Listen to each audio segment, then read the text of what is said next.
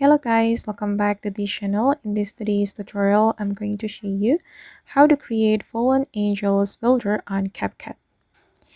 Okay, let's get into it guys. Here I have opened my CapCut application, and first of all, I'm going to create new project, and then I'm going to go to my library, and I'm just going to add a video from CapCut.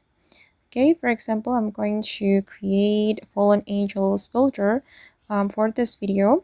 So we can go to the filter menu, and then we're going to go to the movies category and scroll down, add apply green yellow filter to your video, and I'm going to increase the value. I'm going to choose 100 and click on the check mark, and now it's time to go to the adjust menu, and we're going to adjust the brightness. Okay, select brightness, and for the brightness I'm going to make it -4. Okay, and move to the contrast. We're going to make it 17, -17, and move to the saturation, and I'm going to make it 8.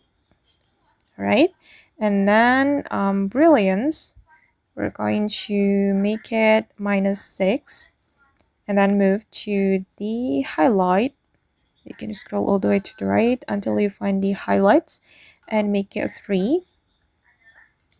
Set it to 3, and then go to the shadows, and I'm gonna make it 5.